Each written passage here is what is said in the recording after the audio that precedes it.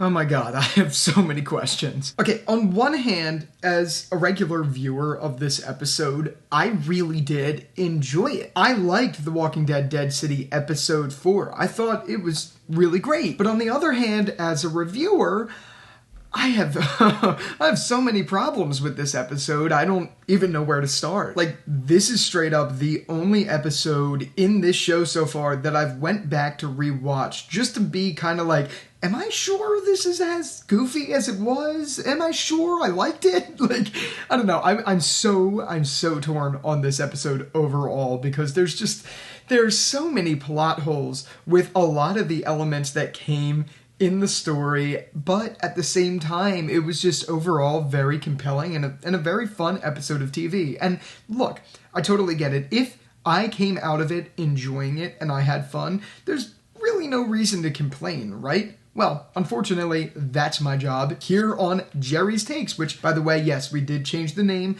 to Jerry's Takes, so that's new. Welcome, Jerry's Takes, instead of Jerry's Film Talks, blah, blah, blah, whatever. Okay, anyway, my point is I have to talk about the problems I had with the episode, even though I did genuinely enjoy it. So overall, the first thing that comes to mind with this is we get the opening shot, which is a flashback. And a really cool flashback at that. Not only do we see Negan in the sanctuary, but we also see Simon, which was really great to see, but it took me out of it a little bit when we saw Negan's really dark hair dye. Like, you could tell that they put a lot of black hair dye in Negan's hair to make him look like OG Negan, but it didn't work. I think that's partly because this was shot on digital instead of film, which is one big thing, but it's also because Jeffrey Dean Morgan as an actor has aged, he looks older, and it kind of looks funny. It's not the end of the world. Like, look, Better Call Saul has all the OG cast from Breaking Bad, and they look significantly older when they're meant to be playing younger versions of themselves. Like, you get the point. It's not the end of the world, but it definitely was funny to see. It's also great to see the Sanctuary and Negan's crew and all of them in digital form. I really do enjoy seeing that. But overall, I liked the flashback we got, and I liked that we finally saw the Croat in the Sanctuary and Savior time period. That was great to see. And you got to see a little bit of how Negan felt about what the Croat was doing. That was all fun, fine, and dandy. I really did enjoy it. But of course, right back into present time, we immediately see a little bit of that aftermath of what happened with Luther, and just as I thought in my episode 3 review, it seems they're just kind of like writing it off in the sense that they're like, oh, can't find him, he just goes off on his own, no big deal, which I get, it's an apocalypse, sometimes that stuff happens, but regardless, it was just like, it felt like they just completely forgot about him and just wrote him off of the show, which I'm not a big fan of. I don't like when shows do that, because you can't just kill a big character and then not really have any fallout from that, especially when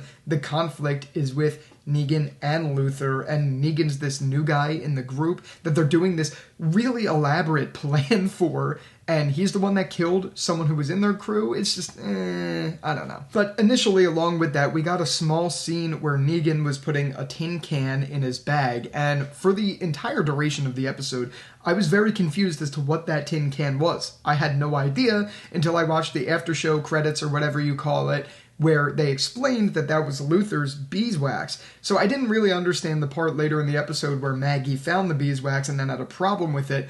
But regardless, I liked what we got there when Maggie finally discovered that it was Negan that not only has the beeswax, but was evidence enough that he killed Luther. I liked their exchange where Negan was essentially like, don't think you haven't had to explain your way out of situations like this, like, we're all guilty to it, blah, blah, blah. I really liked that, and I thought that was a really good way to go about that sort of scene. And along those lines, I really do like that AMC Plus is now allowing our characters to use swear words on the show. It is so great to see compared to The Walking Dead. Like, there were so many elements in The Walking Dead that could have been just enhanced by curse words, and now we're getting this here. We also got it in season 11 of The Walking Dead, which was nice, but I like the occasional F-bomb. We saw Maggie drop an F-bomb here. I'm a fan of it. I want to see more of it. Give me Negan the way he was meant to be given, with all of those fuckity fucks. Another small little detail that I really liked about this episode is that they were traveling through the Penn Station, which is interesting to me because I've traveled through there many times as a commuter to New York, so it's really great to see these places being brought to screen. And even though this was probably filmed in some backlot in North Jersey, it's great to see that they're in the Penn Station. I love those small details. But the episode goes on through all of that stuff. They address the Luther thing, and then eventually they end up through Penn Station into Madison Square Garden, and we have the group kind of split up. So we have Maggie and all of the New Yorker crew. They go into the dead center of Madison Square Garden for some reason, and Negan goes off on his own. My favorite thing about it is when Negan and the Croat finally see each other, or at least when the Croat sees Negan from afar, the Croat starts skipping over to him, and he's like, Negan! It's really funny. It's cringy, but it's funny. And then the same is true later in the episode when the Croat finally sees Negan face to face, and he's like, Negan! It's what? It's just goofy. It's funny, though. It's not the worst thing ever. There's way worse that came out of the Walking Dead universe, but it's just funny to see. But really, my three biggest contention points with this episode are what happens from here on out. Now, I gotta say, there's elements that I really do like. I really did genuinely enjoy the fact that we had a shot of someone lighting a candle, which led to a barrel of, methane, and we saw all of those barrels just blow up, opening the doors, but you see our crew just, being confused as to what's going on because they only hear little thuds. I loved that. I thought that was a really nice touch. But what I didn't like is how just out of nowhere, Ginny just sees Maggie and then runs away. Come on, I don't know why The Walking Dead consistently has really poor writing for the kids in the shows. I'm looking at Judith. I'm looking at Mo. I'm looking at Ginny. Ginny's not the worst, but the thing is she doesn't talk. So she's just a nuisance in every shot she's been in so far. And I don't understand the point of following Negan and Maggie to New York only to when you finally see them just running away for Maggie to have to go chase her into a herd of walkers. And then when all of that goes on, somehow Ginny just ends up in the dead center of the arena, doesn't say a word because she can't use her fucking vocal cords, and then all of the group has to work towards getting into the center to save this fucking kid. It's so stupid. And that's how I felt. I don't know if I'm alone in that, but that's how I felt about Jenny. And the other thing with that is, while I admit that the Madison Square Garden fighting zombie scene was overall cool, and this is a zombie show, so having elements of things like that in it is really nice. It's an awesome touch. I just did not like it here how a group that has survived in Manhattan, which has been excluded from the rest of the world, has been blocked off and filled with walkers. I don't understand how this group, who's had to live with this for 15 years of the apocalypse, just somehow all get devoured when they're in a small, honestly, it seemed like a pretty small fight between these walkers. All of them just get eaten, including Tommaso, who just somehow magically gets eaten and just comes back. Not really. Okay, we didn't see him actually get eaten. We just saw him get swarmed by walkers, but they made it look really, really much like he was not going to survive that scenario.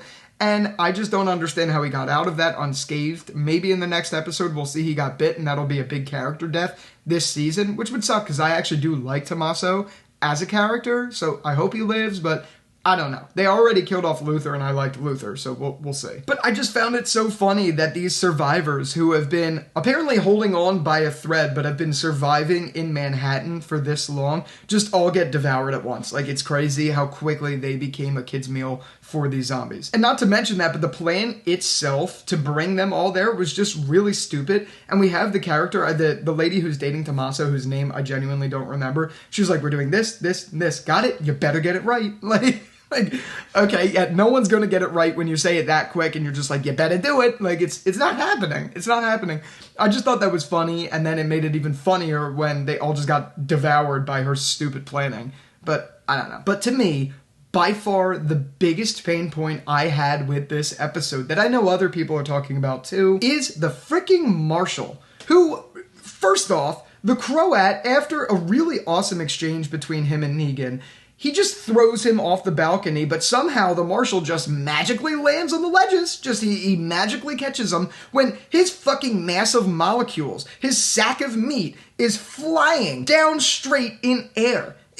I don't even know how he managed to do that. His body was probably going so fast. I don't even know how it's possible to grab onto the ledge like that. It was so convenient for the plot, and I hate when shows do things like that that are really convenient for the plot. It just bothers me so much. But anyway, after that is where I have a real problem. So yeah, okay, I'll suspend a little bit of disbelief for that ridiculous shot of him grabbing onto the handles. Fine, whatever. But Negan saves him, and then after he saves him, they just run away. And right when they get to safety, the Marshal and Negan are alone. Mind you, at this point, the Marshal is alone. His men are dead. He is alone in Manhattan against, 40 people? It's just him against everyone else?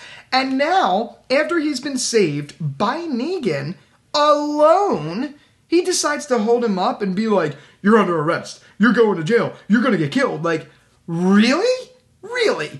Oh my God, why? And I understand, to me this is really predictable. It's going to be this whole plot point for half of the episode in episode 5 where it's just give and take between the two of them. The Marshal's going to want to arrest Negan and kill Negan and bring him back, and then eventually he's going to join the good guy side. It's going to happen. It's predictable. It's going to happen. I don't hate it. It's an interesting story plot point, especially for the way this season has gone so far, but it's just like, really? Why? Why did you have to do that? If anything, if you were going to do that, you should have a scene where Negan kills him just like how he killed Luther. Because what's the point? The Marshal is alone in Manhattan, alone, with no one else, alone. How many times can I say it? He is a lone wolf on a stupid mission, and he's still following through after this man saved your life? Like, to me, it's so annoying. It's really goofy writing. And I understand that you want to have the suspense, you want to have the drama between the two of them. I get it, but it just felt really forced and really, really convenient for the plot here. And I'm not a fan of that. I don't like when shows do that. I really don't. But overall, I gotta say, if this was any other show, like if this was Fear the Walking Dead, or if this was World Beyond, or just any other medium, I would probably have a much bigger problem with this episode at large. The reason I don't as much is because I love this show so far. I think it's off to a really good start. I think even at its lowest, like this episode had its lows for sure. And even though I love this episode, it definitely had its lows. But even with that, you have solid characters. You have a solid story foundation. You have a lot of really great potential moments for callbacks. You just have a really good recipe in this story, unlike anything else that The Walking Dead's done, which I'm okay with.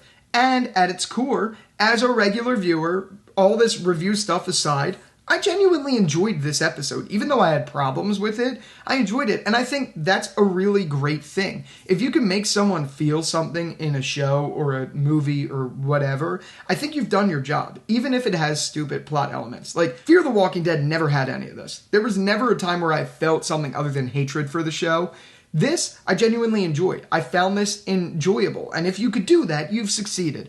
I think this show and this episode specifically has succeeded, even though there was a couple big elements that I really hated. I could get past them because the overall story I enjoyed. I thought it was fun, and I'm really liking Dead City so far. And yeah, that's been my take. I hope you liked this video, and if you did, let me know. Let me know your feelings on the episode. I can't wait to start a conversation down there all about it. And with all of that out of the way, thank you again so much for watching this video. Until the next one, I'll talk to you later. Peace out.